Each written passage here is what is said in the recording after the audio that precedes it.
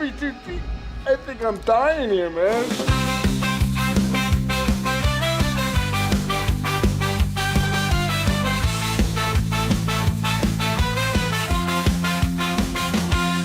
Through the haunted mansions and floors, the creep, they lead us to the places from which we dare not peek. A journey through fear and the realm of the night. In every word they speak, our hearts ignite with fright. Welcome to the horror show, the Deep Cut Podcast, where nightmares come alive, ready to take their blow. Tune in to the chilling delight on the airwaves of the night. Let the darkness grow. Let the darkness grow.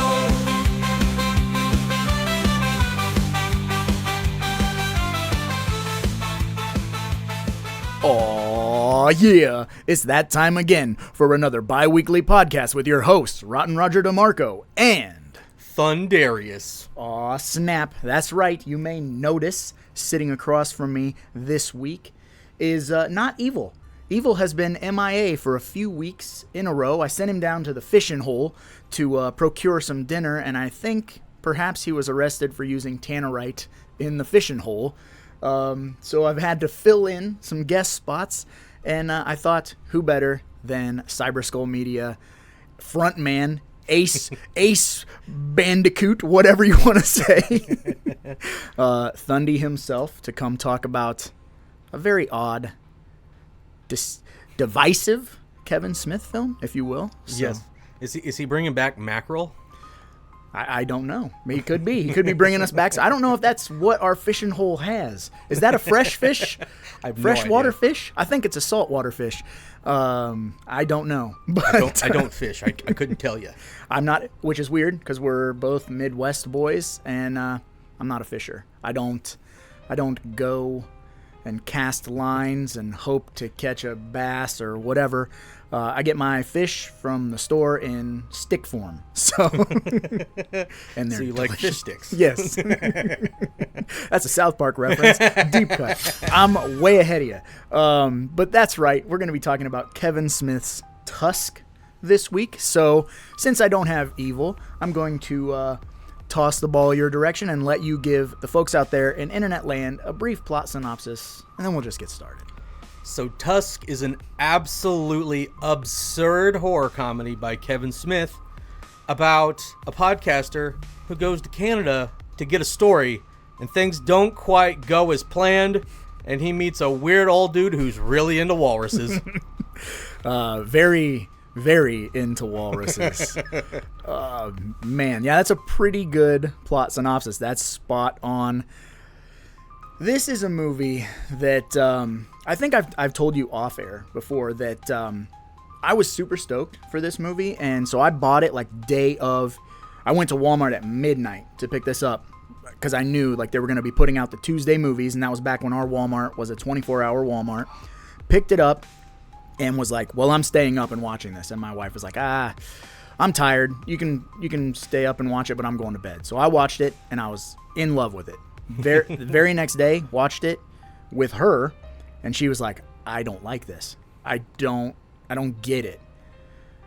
On her second viewing of it, it clicked. So I'm curious, because you and I have talked a little bit this past week or so about this being new to you, and you've watched it a handful of times, and you said, some things are clicking for you. But initial watch, were you like in love, or were you like, what in the hell did I just waste my time on? Why is Roger making me watch walrus porn? So you and I have talked a lot, and you know that I like weird, absurd, obscure, off-the-wall stuff. Sometimes I'll just hunt for that, and then I'll watch it and be like, this is wild. People have to know about this. Yes, we shout it from the rooftops. And I understand why people wouldn't like it, especially if they don't know the backstory to it. Yeah. But my first watch, well, at first I was like, that's how it ends?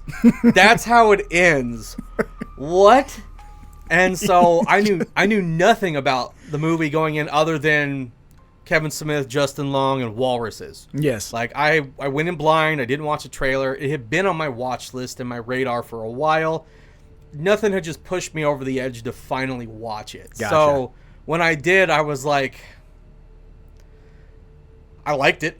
I liked it a lot. I was absurd, and there were things I wasn't, like the ending I wasn't initially thrilled with, but it's grown on me. He can't. I mean, what are they supposed to do? Cut him out of it and him go live a normal life? Like, no, it's over, dude. It's over for you. But yeah, I really liked it, and I've seemed to like it more as I watch it. Every time I watch it, and I'll pick something up a little bit different. That's just, this movie is, it's absurd. You know that he was just super baked, laughing his ass off, making it the whole time. But there's stuff about it that's super deep, that is not surface level, that I didn't pick up the first couple of times watching it. Yeah. So yeah, it's a different type of film to watch. And Kevin Smith, most of the time, and I love Kevin Smith, so this is not meant to like be an insult, but most of the time, Kevin Smith's movies, they all have the same voice, and it's his voice, right? Because he, like, what he thinks is funny, what he takes seriously is, you know, put to the forefront. He's obviously afraid of mortality, which is where Clerks 3 comes in and stuff like that, with the heart attack and all of that stuff. But most of the time, you're gonna get the same tone out of a Kevin Smith movie. And with this movie, it's really like he was like, I know this is absurd. I know this subject matter is like the most insane thing I could do, but let me try and do it not like you expect. right. So there's moments in it that are horrifying, but it all still walks that weird line where a scene can be funny and then get suspenseful and scary, or can start out suspenseful and scary and get funny and kind of hit you with like a little punchline. Right. And it's a really, like, it's a fun experience because you don't know what he's going to do next. And I think that's why rewatching it is so, like, because once you get the beats down, then you can start paying attention to all the nuances and stuff, like you were saying, like picking up on certain things, which I'll let you get into. Well, and I watched, you know, the behind the scenes documentary. Have you watched that Yeah, Jason Mewes did? And a lot of interviews and things like that, because I just wanted to know so much more about this movie. I had so many questions. And in one of the interviews, Kevin Smith was talking about how, you know, he's written everything that he knows already. Yeah. All his early stuff was stuff he knew. So all he has left is just to get weird with it. Yeah. And oh boy, did he get weird with Tusk. Did you see Red State? I have not seen Red State yet. I'll have but to let you borrow that one. I'm headed down the rest of his catalog that I've missed. So yeah, Red State is a good precursor to this, I would say. You know, not the typical Kevin Smith movie. Violent, kind of walks that, like, it's like he's, I don't know, it's like he became buddies with Quentin Tarantino and was like, I want to impress my buddy. You know what I mean? Like, that's how I feel about like Red State and Tusk, is this kind of like a step up in filmmaking. Like, let me see if I can impress the greatest filmmaker of our generation. Like, I don't know how you feel about Tarantino. I love Tarantino. But He's definitely one of my favorites. I'm a mark for Tarantino. I can't front. So. And funny you mentioned Quentin Tarantino, because, you know, he was supposed to be in this movie originally. I did not know that. So, originally, Kevin Smith wanted to cast him as Guy Lapointe, or Guy Lapointe. Yeah. And when Quentin read the script, he thought that Kevin was asking him to play Wallace. And he's like, why the fuck are you trying to turn me into a walrus? I'm good. And then later he was like, oh, well, Johnny Depp worked great. Poutine just gives me the worst shits. Most of Johnny's lines are apparently improvised. They're flawless. And Kevin Smith was like, well, if I can't have Tarantino, and if money was no option, who would I have on? So he's like, on my Mount Rushmore, one of the guys who I would love to have is Johnny Depp. Yeah, well, I mean, who like, wouldn't, you know? He's like, you know, our daughters go to school together who are in this movie, and why not? So he's like, I've never done this. It felt weird asking him, hey, would you be in my movie? Shooting his shot, yeah. And so he's like, yeah. So he took a look at everything, and he was like, this is great. This is great. So and full disclosure, I told you when we talked off air that my first viewing, I didn't know that was Johnny Depp. Like, because I was so involved in what was going on in front of me that I wasn't looking past the prosthetics. And obviously, once you know it's Johnny Depp, like, it's Johnny Depp. Right. There's no way around it. But God, he's such an awesome character because he's kind of got this, like, I don't know, like Law and Order or like a Matlock, but like so fucking goofy. And he cannot read social cues. No. You know, he just says what he says and doesn't care, and it doesn't make any other sense to him. He's in his own world, this whole movie. Yeah, and can we also talk about the fact that we have a little fat, pudgy version of Haley Joel Osment in this movie? A furry little fat Haley Joel Osment. Right. He kind of looks like a Furby. He does. And it was great to see him back, which he had a small part in The Boys. So, but like prior to The Boys, I hadn't seen him in a long, long time. So him coming and being in this was like, holy crap. And you know how like certain people, you don't see them for a long time, but then when you do, like, oh, you look exactly the same except older. It's hard to explain. Like, he just looks like the little kid from Sixth Sense, ate a bunch of McDonald's and then grew facial hair. Like, he looks exactly the same. He didn't like change or like get a chiseled jawline or whatever. Like, he never grew up. He's just still Haley Joel Osment. It's pretty similar in Future Man. I don't know if you've seen that. I have not seen that. That's great. It's got the dude from the Hunger Games in it, and it's just an absolutely absurd comedy. I never saw any of the Hunger Game movies either, but that's neither here nor there. I'm a Battle Royale fan, so and I think you either like Battle Royale or you like Hunger Games. I swear to God that Hunger Games is just ripping that off, but which is why I never watched it. But yeah, so we have Wallace, and again, I talk about this when I talk about Holliston, how Holliston is kind of Adam Green and Joe Lynch playing like they're playing themselves, but they kind of play like a shitty version of themselves. So I feel like Justin Long is doing a really good job of playing a podcaster, but like leaning into a stereotype of like the worst type of podcaster. Right. Like, he is despicable. Everyone in this movie is a terrible person. Yeah. They're not good people. You know, his girlfriend's cheating on him with his co-host, and spoiler alert. I mean, the dude gets turned into a walrus. There's your super duper spoiler. But everybody is shitty. I guess Johnny Depp would be the moral compass. He'd be the best. Right. Like. Yeah, gray area. He's only in it for his own agenda. He doesn't care about finding Wallace. Yeah. But this movie is full of amazing character actors because, again, we have Howard Howe, who's played by the late, great Michael Parks, rest in peace, who can do no wrong, as far as I'm concerned. He's and his range in this movie alone, because he like does his the like kind of special guy, right, and then he's like absolutely terrifying. Like his range is just so amazing. Kevin Smith was like, if you like Michael Parks, this is Michael Parks pornography. Mm-hmm. Yeah, it's like Kill Bill. Like, let's let him play. That's essentially, in Kill Bill, he plays two people. So in this, he's essentially playing two people, even though he's the same person.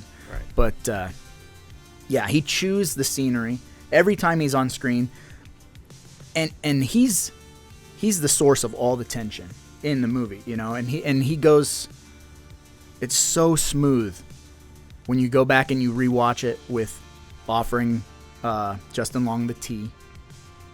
And it's like, from the second he's waiting for him to take that first sip of tea, and then he kind of like, you can see once Justin Long takes that first sip of tea, he kind of like settles, like, oh, I gotcha. It's Hook, over. Line, sinker. Yep, game over. So just keep him talking, keep him sipping the tea until he passes out, and it just builds and builds and builds and gets more and more sinister every time he opens his mouth. once he's given him the tea. And on first viewing, you totally miss that. But when you go back and you watch it, you're like, whoa, like There's several things you notice when you really are paying attention. Like, there's red flags everywhere. First, when you show up, the house isn't handicap accessible. And he's on the second floor. Uh-huh. And it doesn't click. Yeah. And Justin Long goes and takes a pee, comes back, and there's a chair and a little table and a tea set all set up that was not there before. Mm-hmm. And then while he's talking to Justin Long, he picks up his leg on his own and crosses them without help. He does it right in front of him. And I'm like, well, if he can't use his legs, he can't do that. Yeah. Yeah. And there's just little things, subtle things that you're not paying attention to, just like Justin Long's character is not paying attention to. Because he's just there to save his podcast that week, and that's all he cares about. Sounds similar. like I told Shades, have another drink of that giant. Yes, I had to get a comically large fountain drink because that's the whole part of this movie. Yeah, that's interesting that you bring up the fact that the house isn't handicap accessible, because one of the things that I was thinking about, or I do think about every time I rewatch this movie, is I want to know. There's so many questions about who Howard Howe is, if that's his name, because when we get the flashback of Guy Lapointe telling the story, he's in kind of like a rough-looking shack out in the middle of nowhere, and he's kind of playing this character. And then when when we're watching the movie and it's going at its regular pace, we're at Poppy Hill or whatever, and it's this big mansion. Right. How did we get here? And is this property of someone that he has turned into a walrus before? Right. Because he's like, all of the walls are lined with my stories, so you're taking what he's saying at face value, believing that this is his life on these walls, and which makes me go, well, if this is true, but you can't trust him, but if it's true, where's his money coming from, and how is he able to evade law enforcement? I mean, I know it's a movie that was created on a podcast by a couple of stoners, right? But it's a movie that makes you question everything. I still don't know if everything he's saying is true or not. Yeah. Like, there's stuff that lends credibility, then there's stuff that takes it away. Mm-hmm. And so you're like, what's true, what's not, how to get from here to there. Yeah. There's a lot of questions, but I like the ambiguity of it. Yeah. It helps create the mystique of the character. And I think we talk about this all the time. Evil and I get hung up on this, or at least I do. I get really mad, and I just refer to it as like Freddy versus Jasoning something,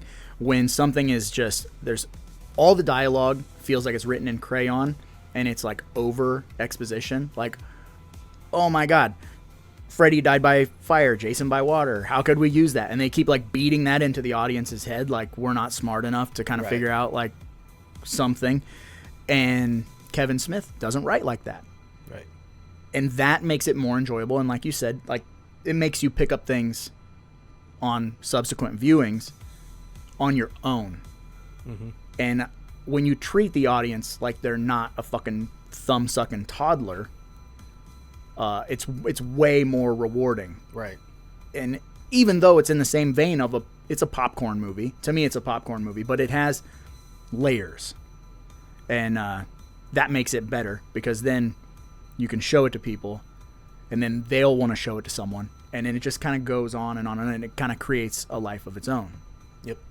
Yeah, for sure. And that's the best type of movie for me, anyway. So, absolutely.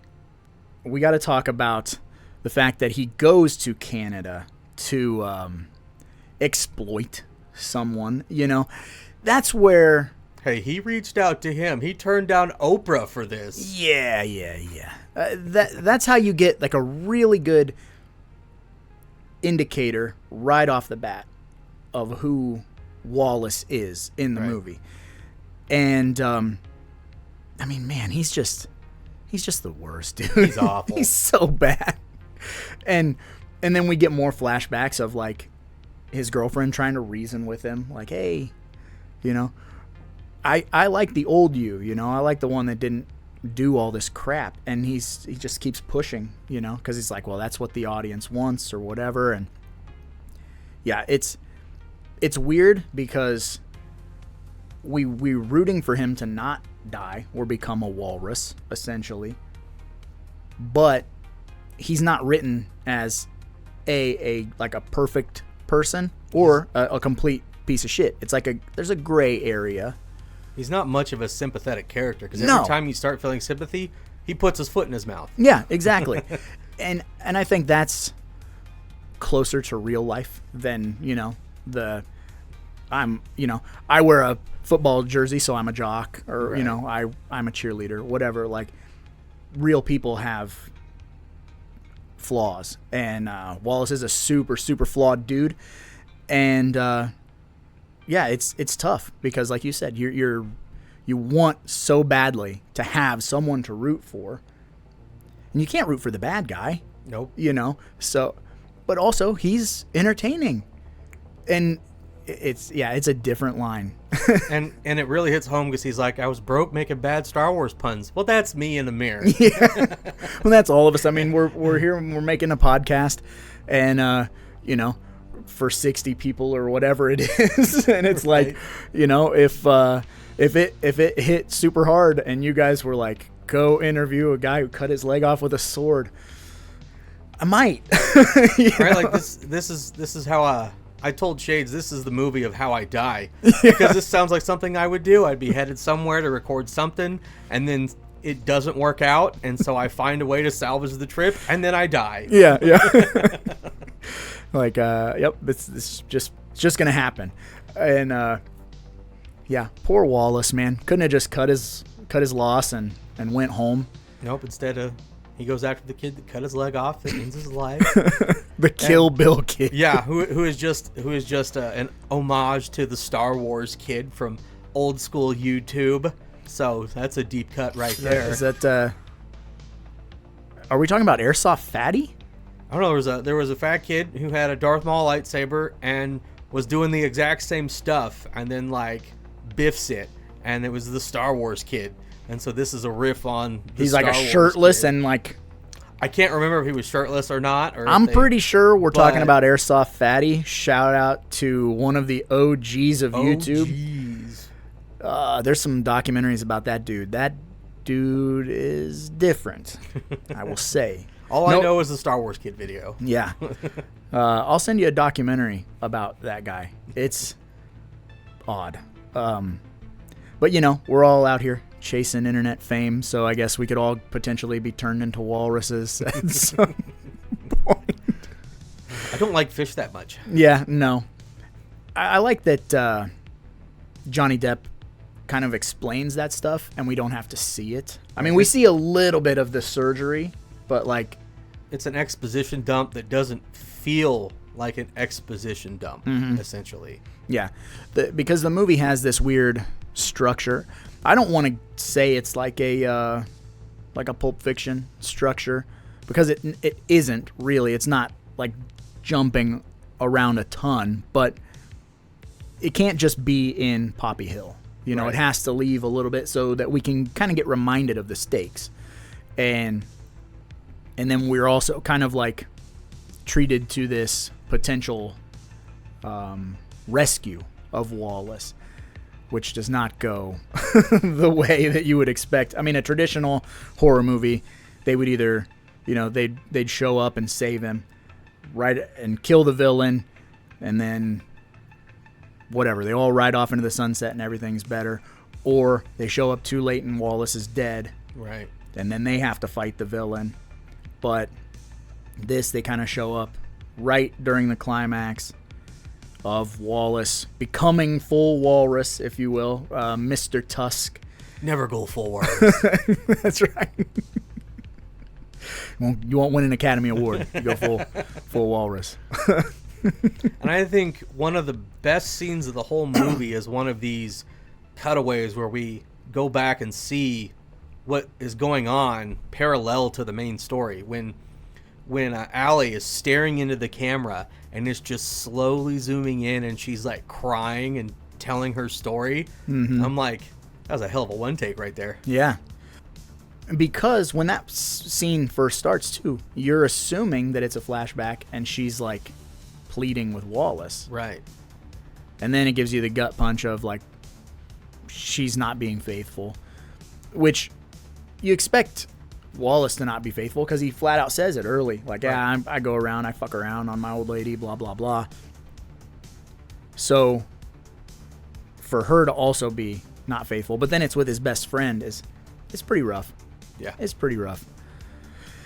Yeah, everybody sucks. Everybody sucks. They all deserve to die. But you know who doesn't die?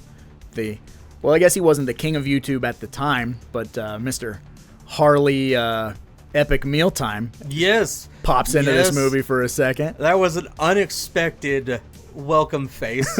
I was like, oh, that's the Epic Mealtime dude. Let's go. It's nice to see him doing stuff because I know Epic Mealtime has kind of been dead for a while. So, yeah, him getting into acting and he steals that scene, clearly. I want to see him in more things. I don't know if he's doing more things, but yeah, he doesn't get killed. He's just you're in Canada, eh? Guy. Red, white, and never blue, eh? Hey, yeah. And then, you get the obligatory Kevin Smith, "This is my daughter" sequence at the whatever fucking gas station. The A to Z. Yeah, the A to Z. That's what it is. It's a boot 2 hours from here. I hate American guys. Oh, yeah. They were good in that scene, but Yoga Hosers is one of the worst movies I've ever seen in my life. You have more willpower than I do because you were like, I had to finish it. I had to see where it went, and it was not worth it. Once, like, the bratwurst Nazis showed up, I was like, I don't know about this, Wayne. I don't think I'm doing this right. Nope. So, yeah, I never finished it. And that's a testament because I normally buy everything, too. I saw this on one of the streaming services, didn't finish it, but then, like, 2 months later, I was on a movie hunt with a buddy. The dollar store, or whatever, everything's $1 or whatever, had it on Blu-ray for $1, and I did not buy it. Ooh, that's a statement. And I buy everything.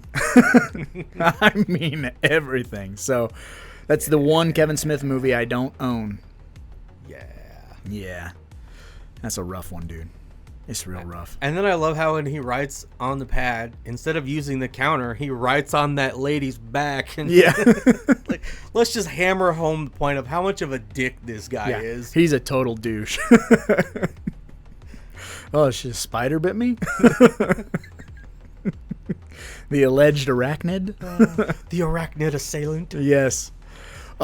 That's my favorite sequence in the whole movie is the dinner table sequence. Yeah. I don't think anything, and I've seen a lot of horror movies, man. To me, it's one of my favorite dinner table sequences is the original Texas Chainsaw Massacre. They've got her tied up, and she's screaming and essentially pleading to be let me go. And they just are mock crying and like laughing in her face. The amount of anxiety that scene gives me is like, it's unmeasurable. Like when I watch it, I'm like, I get white knuckle. And in Tusk, when they're at the dinner table and he's like, let me out of this fucking chair. Right.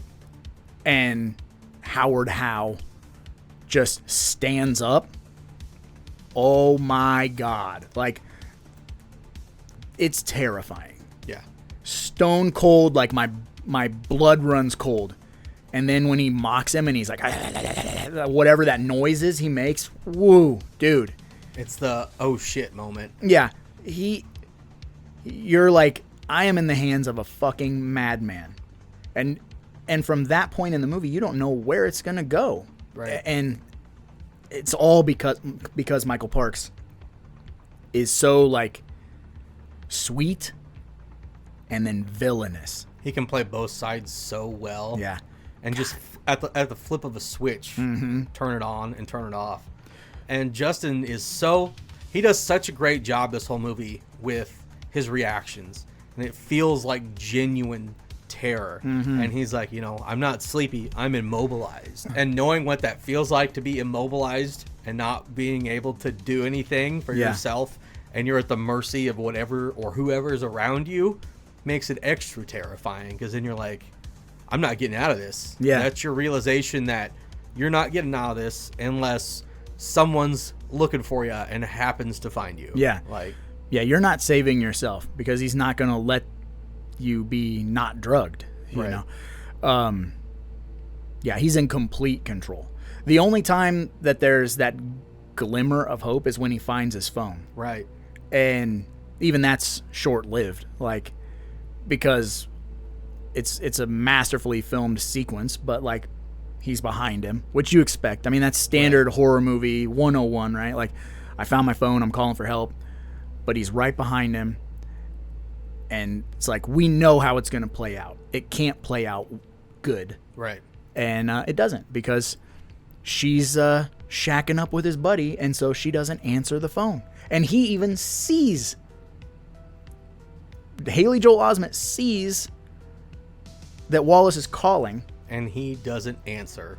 because he's gonna bone her. And if she had answered the phone, he probably wouldn't have got laid that night, because she would have been sad and been, Right. you know. It's, yeah, there's a lot of levels, a lot of layers to this movie. And like when the initial reveal scene, when he notices his leg is gone, Oh, such a great scene. And Justin was like, this is one of the most tense scenes of the whole movie. And Michael Parks felt it was the most hilarious scene. So his laughter in that scene is 100% just genuine him thinking the scene's hilarious, because he's like, that spider story is absurd. It makes no sense. Dr. Bustier took all the phones out of that. Yeah, okay. Yeah. Okay. But I mean, he's so drugged, he's like, he's trying to grasp it. But yeah, it's all such a bullshit story. And like, that's what we're privy to it, because we're not drugged. Right. You know? And I mean, or you were. I don't know if you were drugged when you were watching this movie, but I was not. So, yeah, his cover story is flimsy at best, but I mean, it works until he doesn't want it to work. Right. And then the reveal. But I just had this realization, because we were talking about how, is this his property or whatever. I mean, he did build a walrus habitat in the basement. So, I mean, unless the person he killed was really into like dolphins or something. I don't know, but it's wild. Yeah. I mean, you got a lot of spare coin if you're just building a walrus habitat in your Right. basement. I guess he could have got it from the military if he was in the military. I mean, he traveled the world, so who knows what he did to accumulate those potential riches. You know where that money came from. The hockey player Gregory Gumtree. I mean, he was just a rookie though, who had barely gotten going. He just got drafted. Yeah. Yep. Which that's is true. it's a great callback to the origin of this whole entire story. Mm-hmm. Because you know, the ad on Gumtree is what prompted this entire movie. Yep. You know, that guy writes the ad of, I need someone, room free board, but you got to put on this walrus suit for me. And then I thought it was interesting, the guy who wrote it, that they tracked him down and made him a producer on the movie, and he was on set the whole time. That's madness. But that does bring me to our first segment, which is our Brown Panty Award. Oh, baby. It's time to slip into something a little more comfortable. It's time for the Brown Panty Award. We talked off air about this, so it's kind of tough, because this is a movie with not a lot of dead people, right? But my Brown Panty Award has to go to the hockey player Gregory Gumtree, because he sets the whole story in motion. And had it not been for Gregory Gumtree, Guy Lapointe wouldn't have been, you know, tracking this fella down. So He was a casualty of war. He was the first who attempted to be, or one of the first who attempted to be a walrus. We don't know how many times he's tried this. Right. But, has to go to Gregory Gumtree for me because, sacrificial lamb. Yeah, we talked about it. I'm like, there's only one actual on-screen kill this whole movie. Trying to justify someone like the Kill Bill kid, I'm like, but you kind of need that to set up the whole movie. Mm-hmm. And I was gonna say Gumtree as well because I'm like, there's You really can do that. That's there's fine. really nothing else. So I'm like, you need the Kill Bill kid to die because he To could get go him up to there Canada. and film it, and there could be some other issue why he has to stay, and he sees it, but he's not gonna be pressed to go drive 2 hours away to bumfuck Manitoba just to interview this guy when he's already got a story. Yeah. So you have to remove him from the story. Yeah. So he's a necessary casualty. But poor Gregory Gumtree, just getting his career started. He could have been the next Wayne Gretzky. We'll never know. Yeah, could have been. And we don't even get to see him. He's just a name, too, which is awesome. Like, we don't get a flashback of him. There's no, as far as I know, no deleted scenes of Gregory Gumtree. But the story is told in such a way that, I mean, he is a real character in the world.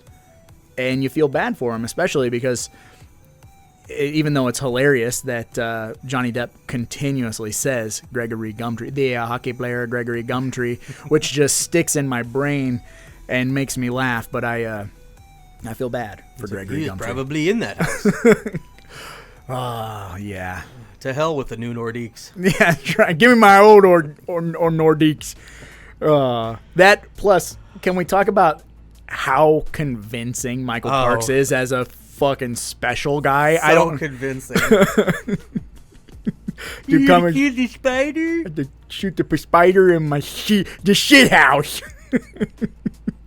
Oh, it's a great scene. It's that jean jacket, dude, and them big fucking glasses. Seeing those two together riff off each other like that was just awesome cinema. Yeah, and I would wager to bet that Johnny Depp has or had a level of respect, for Absolutely. for him, and they just had so much fucking fun. You could tell in all the exchanges, and I'd imagine since Johnny Depp does a lot of ad-libbing for his stuff, that Michael Parks was ad-libbing and bouncing off of him, and they were just, it's like a rubber band, stretch it and see how far it can go before it snaps, before Kevin Smith says, let's reel it in and keep the story moving. But that sequence is so good. So good.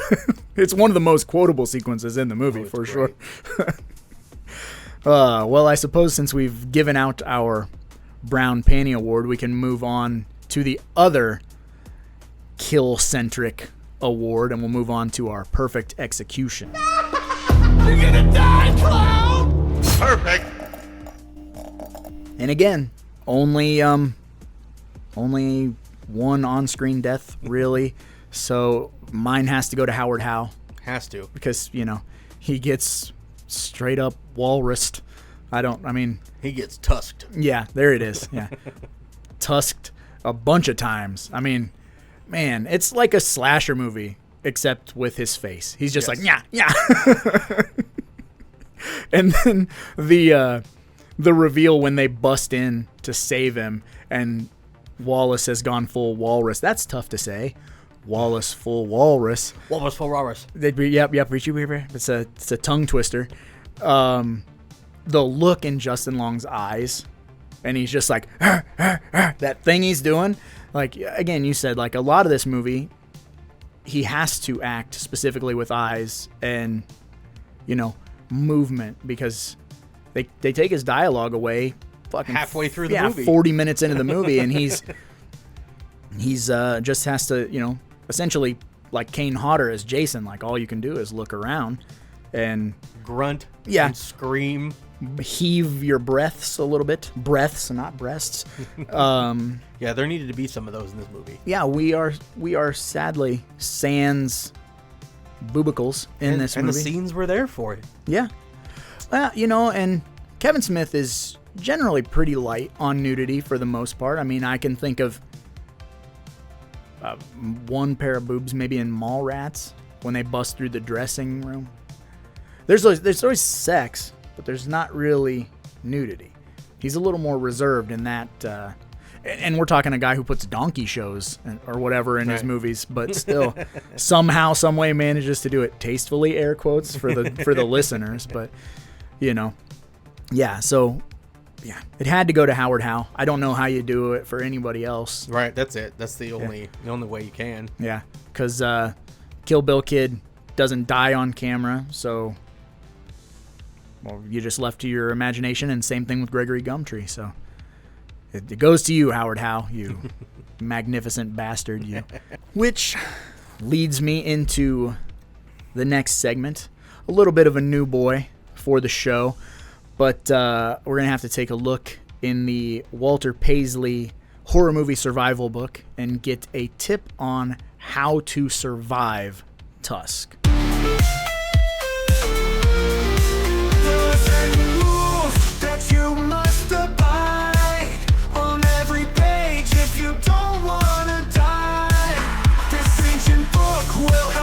You alive, so pay attention to the tips of how to survive.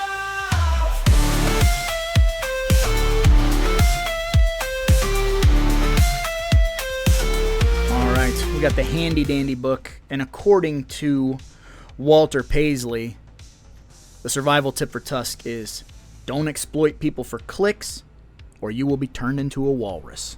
So, you know, I mean, it's wise words from a wise man. Yes. And this was written before the internet, so I don't even know how he knew about clicks. Yeah, little ESP. He's a prophet. ESPN going on there. All right, well, now that we've done our survival tip, normally when Evil is sitting across from me, Evil likes to do a little thing called the Amazon 1-star reviews. We take a look at some 1-star reviews and we see how much the internet hates the movie that we are professing our love or hatred for, whatever, you know, it all depends. But since we don't have Evil, we're going to dip our toe into an old live stream segment we used to do called The Tie-In. It's time for the tie-in. So many movies, so little time. You better pick yours before I pick mine. So watch a double feature. All monsters and creatures. It's a double feature of death, death, death. If you're at the video store and you were going to rent Tusk, the weird guy behind the counter would say, oh, you know what's good? What's kind of like that? This. You should, rent this too. So you're going to have a weird, odd double feature. How you going to start your night? How you going to end your night? Kind of a deal. So, since you're the guest, I suppose I can let you go first with your double feature.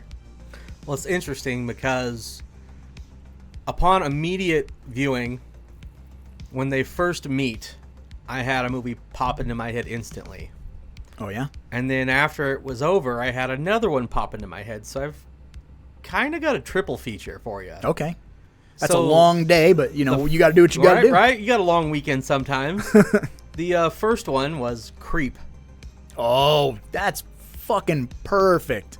Dude answers an ad, shows up, is filming this, and things just go crazy. Yeah. So they got a similar vibe. That's a slept-on movie too. Oh, and I love it. That is a banger of a movie. I like both of them, and I can't wait for Creep 3. Mm-hmm. But after watching it and seeing all the body horror, I had a second movie pop into my mind, and that was Slither. Nice. Yeah. A little James Gunn action. Yes, sir, because I'm like the body horror, and that is fantastic. That's not bad. That's not bad. And that's a very drive-in centric, popcorn type of movie. So you're gonna start with the fun of Slither and end with the downbeat ending of Tusk. I'm gonna start with Creep. I'm gonna go to Tusk, and then I'm gonna end with Slither. Oh, so you can go to bed happy. Yes. Like you had some fun. Yes. Yeah. Maybe have some cotton candy or something. You got, some sweet. Ended on a Nathan Fillion high note. There's Nathan Fillion can get these hands. I'll bust that motherfucker's face. I hate Nathan Fillion. You had to bring up Nathan Fillion. I used to like Nathan Fillion. I don't anymore. But, which I just talked about with Snarls. So, I bring it up all the time, so I feel like a broken record. But you know why I don't like him, don't you? No. All right, here we go again. I love Nathan. For the people out there in internet land are like, God damn it, Roger's going to talk about this again. So it's no secret that my hero in filmmaking, Adam Green. Mm-hmm. You know, I'm a massive Adam Green fan. I kind of worship the ground Adam Green walks on. I would, I wanted to work for him. I wanted to work for Arescope. That's what I wanted to do out of life. But Adam was filming Holliston. Get to the end of season 2, and we get a bunch of tragedy happens in Adam Green's life. David Brockie from Guar dies of a drug overdose, who is in the show Holliston. So boom, he's down a friend and a co-star. His wife, who is in Hatchet 3, she's the female SWAT team girl at the end that gets killed, and she's also in Holliston. Decides that they need a divorce because she's been having sex with Nathan Fillion behind Adam Green. Makes sense. Behind Adam Green's back, and which sent Adam Green down a spiral of depression and not necessarily suicide attempts, but suicidal tendencies. And so Nathan Fillion, if I ever meet him, I'm going to break his nose. Just on principle, just for my boy. Which sucks because prior to that, I love Nathan Fillion. So it's a conundrum for me. Yeah, I'm a big Firefly fan. Right. I mean, and that's where it's like, entertainer, cool. Human being. Yeah, let's separate the art from the artist on this one. Yeah, it's like you can like Michael Jackson music, but you don't like the diddling, and that's where it's at. But what's your tie-in, sir? So my tie-in, also similar, in the vein of not necessarily answering an ad, but an abduction movie that is a sleeper movie for me, and it was a movie that I hadn't even heard of. So my tie-in is a weird little movie called Greta that stars Chloe Grace Moretz, and I can't think of her co-star, but Chloe Grace Moretz befriends this older woman who's like a widow, and comes over and chats with her. Like, they have a chance encounter, they bump into one another. So then she always goes over and talks to her and has tea with her and whatever. And then gets drugged and wakes up in a room. And this old woman kind of holds her hostage and kind of is like, you're my new daughter. And that's just how it is. And like, it's a crazy, weird mind fuck of a movie that, again, was not even on my radar at all. And this was at a period in my life when I just bought pretty much every single new Tuesday release that looked remotely interesting. And I bought it on Blu-ray without watching the trailer. I was like, I like that girl. She's cool. And the movie fucking blew me away. It's a weird abduction movie. And it kind of fits. It's got some funny stuff, but it's also very dark. And just kind of felt like it fit right along with this. So I'd start my evening with Greta, and then I would end it with Tusk, because Tusk has some levity, even though the ending is a downer. But okay, I'll check that out. It's weird. Yeah, check out the trailer for it, and then if that sways you, you can borrow it anytime. But yeah, it's called Greta, and a lot of the details of the director and stuff are escaping me, but it was a movie that I just felt like that kind of walks that line, And I had a couple other movies that I was kind of toying with, but Greta won. So I thought different, and maybe a movie that not a lot of people had heard about. So kind of like Tusk. If you hadn't heard about it, now you need to watch it. So absolutely, yeah. And then we can move on to the finale of the podcast. We're going to move on to a little segment called the prop game. It's time to play the game. The prop game.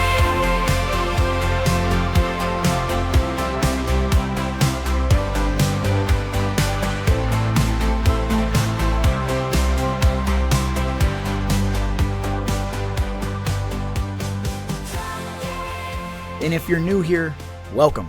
But you're probably scratching your head asking yourself, what is the game? Well, the game is a deep cut in and of itself where you got to pick a prop from the movie that we are covering, but it can't be a well-known prop.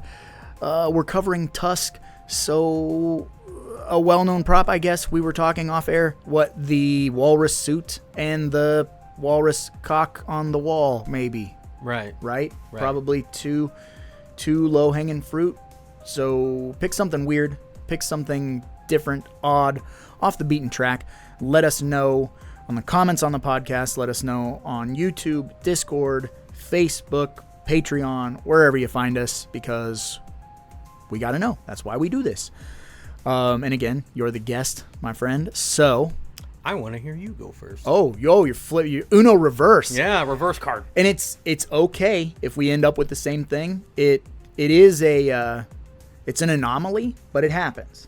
Evil and I we've done over 100 episodes, and I'd say we've probably had it happen maybe 5-6 times. So if it happens, it happens.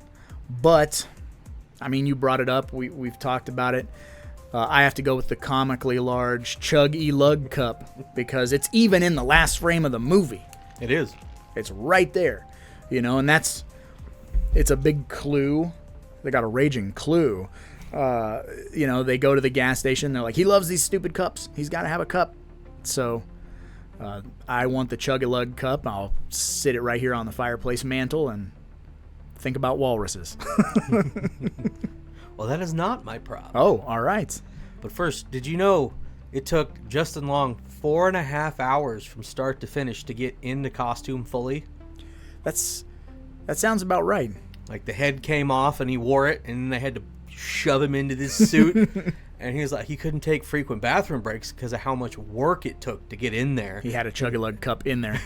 He was like, when I got out, it was like getting out of a tauntaun in Star Wars. Oh, yeah. Because it was rank. But no, my prop tie-in is Johnny Depp's nose. Oh, nice. I needed something absurd from the absurd movie. And do you know the lore on his nose? I don't. So there was originally, this wasn't part of Kevin Smith's plan, was to put a prosthetic on him. Mm-hmm. And he got called to Johnny's trailer. So he shows up, and Johnny spins around in his chair with this makeup artist with this fake nose on and goes, "What do you think? Does it look like a dick?" Oh, very like nothing but trouble. And when you zoom in and look, there's a little cut in the nose, a little blue vein. Johnny and his makeup artist just thought it'd be funny to put a dick on his face for the whole movie. So I want Johnny Depp's dick nose to sit on my shelf. Yes, that's a good one. If I had to pick like an action piece from this movie, I think I would pick the chrome shotgun. Oh, that thing's pretty sweet. That was like my runner-up. Because I bring this up a lot when we cover action movies. Like every bad guy in an action movie always has like a super chromed out shotgun. Right. They look super fucking cool. They're probably a bitch to keep clean, but like fingerprints everywhere. Yeah, it looks fucking badass. So, if I had to take like a weapon of some sorts, it would be the chrome shotgun, just because it's pretty sweet. Yeah, it's very John Woo, like, take this gun. I don't want it. What kind of American are you? The kind who doesn't like guns? I don't know. I seen dead people, okay? Oh, good Lord. But, I got to thank you for coming and filling in Evil's chair since he's, MIA. He could be the next Gregory Gumtree. Evil could be being turned into a walrus right now as we speak. So, be a very a walrus with a mohawk. Well, thanks for having me on. Yeah. It was fun. And I suppose should probably get going because, after all, there's a lot of movies out there and somebody's got to watch them. Mm-hmm. So why not us, right? Thank you for listening to the Deep Cut Podcast. There's a new episode every 2 weeks. You can find it on Spotify and all major podcast apps. Don't forget to let us know your prop pick. Every 2 weeks, there's a new episode. So rate us and subscribe to the Deep Cut Podcast. There's a new episode every 2 weeks. Oh, yeah. You can find it on Spotify and all major podcast apps. Don't forget to let us know your top pick. Every 2 weeks there's a new episode, so rate us and subscribe to the Deep Cut Pod, to the Deep Cut Pod.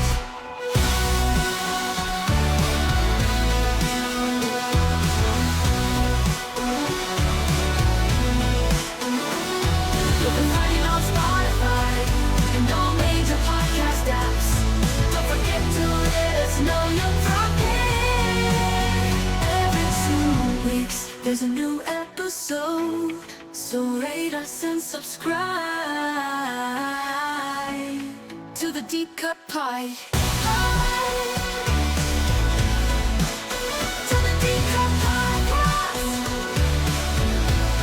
To the Deep Cut Pod. To the Deep Cut Pod. To the Deep Cut Pod. To the Deep Cut Pod. To the Deep Cut Pod. To the Deep Cut Pod. To the Deep Cut Pod.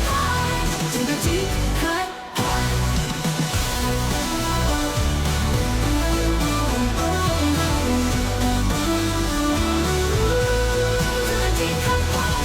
the Deep Cut Pod. To the Deep Cut Pod. To the Deep Cut Pod. To the Deep Cut Podcast. To the Deep Cut Podcast. To the Deep Cut Pod. To the Deep Cut Pod. To the Deep Cut Pod. To the Deep Cut Pod. To the Deep Cut Podcast. To the Deep Cut Pod. To the Deep Cut. To the Deep Cut Podcast. To the Deep Cut Podcast. To the Deep Cut Podcast. Every 2 weeks there's a new episode, so rate us and subscribe to the Deep Cut Podcast. To the Deep Cut Pod. To the Deep Cut Pod. To the Deep Cut Pod.